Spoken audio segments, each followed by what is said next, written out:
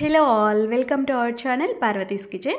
ఈరోజు మన కిచెన్లో మీకు నేను ఎంతో సింపుల్గా అలాగే టేస్టీగా చేసుకోగలిగే బెండకాయ కర్రీని ఎలా చేసుకోవాలో చూపించబోతున్నాను. టేస్ట్ చాలా బాగుంటుందండి. ఎవరైనా ఈ స్టైల్లో ట్రై చేయకపోతే ఒకసారి ట్రై చేసి చూడండి. ఇలా కర్రీ చేసుకున్నామంటే రైస్లోకి తినచ్చు, చపాతీలోకి తినచ్చు, అలాగే రాగి ముద్దలోకి కూడా చాలా బాగుంటుందన్నమాట. ఇక లేట్ చేయకుండా ఈ సింపుల్ అండ్ టేస్టీ బెండకాయ కర్రీని ఎలా చేయాలో చూసేద్దాం. ముందుగా మనకి కావాల్సినన్ని బెండకాయలు తీసేసుకోవాలి. నేను 1/2 కేజీ బెండకాయలు తీసుకున్నాను. వీటిని నీట్గా వాష్ చేసేసి కొంచెం తడిపోయే వరకు అలానే ఉంచండి. కొంచెం బాగా తడిపోయిన తర్వాత వీటిని ముక్కలుగా కట్ చేసేసుకోవాలి. మరీ చిన్న ముక్కలుగా కాకుండా కొంచెం పెద్దగానే కట్ చేసుకోండి. కొంచెం చిన్నగా అయినా చేసుకోవచ్చు, కానీ మనం కర్రీ చేసేటప్పుడు కలుపుతూ ఉంటాం కదా, అప్పుడు కొంచెం నలిగిపోయే ఛాన్స్ ఉంటుంది. అందుకోసమే ఈ సైజులో కట్ చేసుకున్నామంటే కాయ అలానే ఉంటుంది బాగా. నేనైతే ఈ సైజులో కట్ చేసేసాను. ఇలానే బెండకాయ ముక్కలన్నీ కట్ చేసి పెట్టేసుకోవాలి. తర్వాత ఒక మిక్సీ జార్ తీసేసుకొని అందులోకి బాగా పండిన టమాటాలు 2 తీసుకొని వాష్ చేసేసి మీడియం సైజ్ ముక్కలుగా కట్ చేసుకొని వేసుకోండి. ఇందులోకి ఒక 1/2 ఇంచ్ వరకు అల్లం ముక్క కూడా తీసేసుకొని ఇలా ఒక 4 ముక్కలుగా కట్ చేసి వేసేసాను. పైన అంతా స్కిన్ అంతా తీసేసి వీటితో పాటు 2 పచ్చిమిర్చి కూడా వేసుకున్నాను. ఈ మూడింటిని వాటర్ ఏమీ వేయకుండా పేస్ట్లా చేసి పెట్టేసుకోవాలి. తర్వాత స్టవ్ వెలిగించేసి నేనైతే మట్టి పాత్ర తీసుకున్నానండి. నాకు మట్టి పాత్రల్లో వంట చేయడం చాలా ఇష్టం అన్నమాట. ఇందులోకి బెండకాయలు వేయించడం కోసం తగినంత ఆయిల్ వేసేసుకోవాలి. ఆయిల్ హీట్ అయిన తర్వాత ఇందాక కట్ చేసి పెట్టుకున్న బెండకాయ ముక్కలన్నీ వేసేసుకొని తగినంత సాల్ట్ కూడా వేసుకోండి. బెండకాయలు కర్రీలో చప్పగా లేకుండా ఉంటాయి, దానికోసమే కొంచెం సాల్ట్ లేదు అంటే కల్లుప్పైనా వేసేసుకోవచ్చు. ఏదో ఒకటి వేసుకొని బాగా కలుపుకొని ఇంకా బాగా వేయించుకోవాలండి. ఇందాక నేను టొమాటో పేస్ట్ చేసి పెట్టుకోవాలని చెప్పాను కదండి, అలా ముందే చేసి పెట్టుకోకుండా ఈ బెండకాయలు ఎలాగో వేగడానికి టైం పడుతుంది కదా, ఈ బెండకాయలు స్టవ్ మీద పెట్టేసుకుంటే వేగుతూ ఉంటాయి. ఆలోపు ఆ టొమాటో పేస్ట్ వేసేసుకొని ఇందులోకి కర్రీలోకి కావాల్సిన ఉల్లిపాయ ముక్కలు, వెల్లుల్లి, పచ్చిమిర్చి అవన్నీ కూడా కట్ చేసి పెట్టేసుకోవచ్చు. అవి కట్ చేసేలోపు ఈ బెండకాయలు కూడా వేగుతాయి. మధ్యలో కదుపుకుంటూ ఉండాలి. మీకు అర్థం అవ్వడం కోసం ఆ టొమాటో పేస్ట్ రెడీగా పెట్టుకోవాలని చెప్పి స్టార్టింగ్లో చూపించాను అంతే.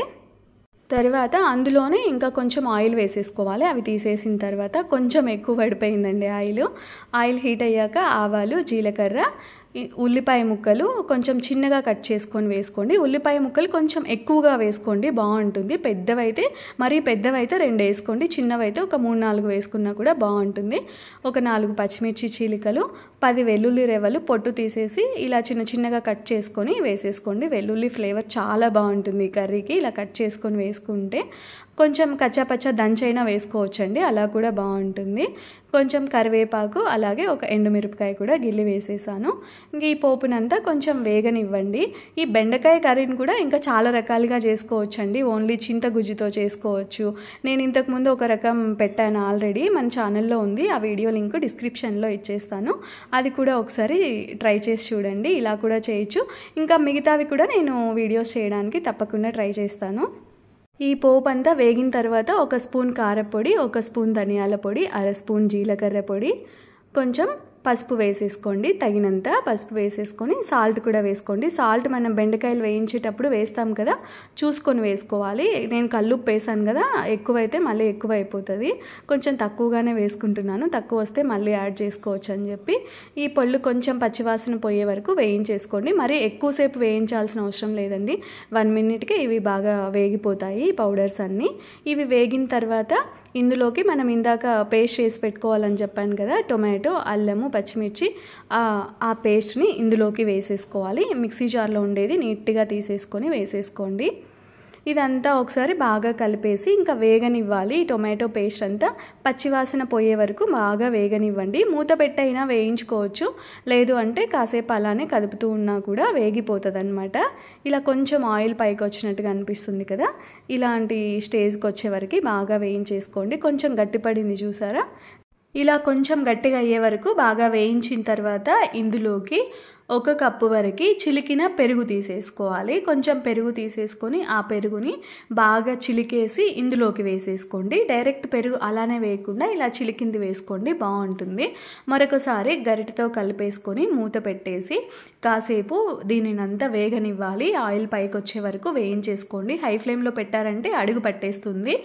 మీడియం ఫ్లేమ్లో పెట్టుకోండి. మధ్యలో కదుపుకుంటూ ఉండండి, లేదు అంటే అడుగు పట్టేస్తుంది అనమాట.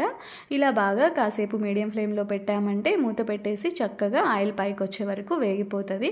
ఇలా కొంచెం స్టార్టింగ్లో చెప్పాను కదండి, కొంచెం ఆయిల్ ఎక్కువ అయిందని చెప్పి.